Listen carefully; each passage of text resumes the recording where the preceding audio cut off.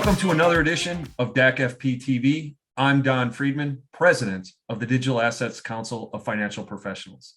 Today we have Michael Greenwald, former U.S. Senior Treasury official. Michael, welcome to the show. Great to be here. Thank you for having me. So let's jump right into this. The first question we have is, what does the conflict in Ukraine mean for the digital assets space? Well, I think this is a watershed moment for the digital asset space because what we've seen is that there was concern that digital assets and digital asset exchanges could be used for sanctions evasion, for illicit financing. And what this has proven is that it actually is not a good vehicle for sanctions evasion. And so this crisis has demystified really the whole aspect of one of the major concerns for digital assets.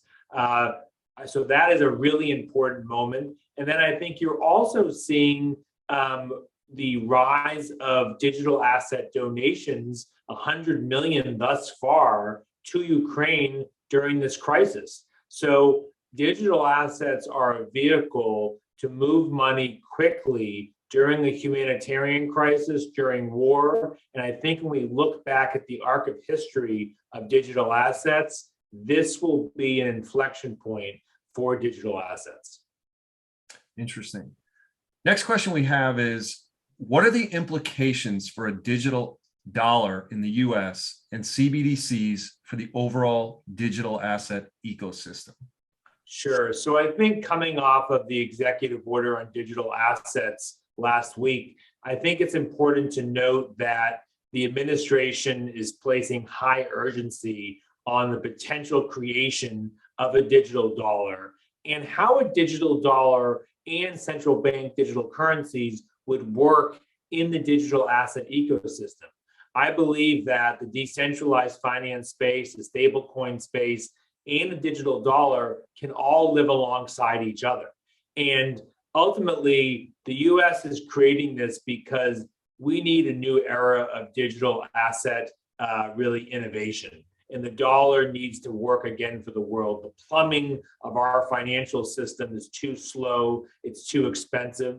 And so the next couple of years, once the Fed looks at this and Congress comes out with a digital dollar, we will see the use case of really financial inclusion, the use of equity for the consumer, and making sure that there are privacy protections built in.